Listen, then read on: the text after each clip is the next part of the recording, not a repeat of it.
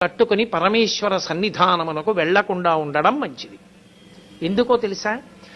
ప్రతి వస్తువుకి కూడా గుణదోషములుంటాయి. ఒక్క పట్టుపంచె నెయ్యాలంటే ఎన్ని లక్షల పట్టు పురుగులో చచ్చిపోతాయి.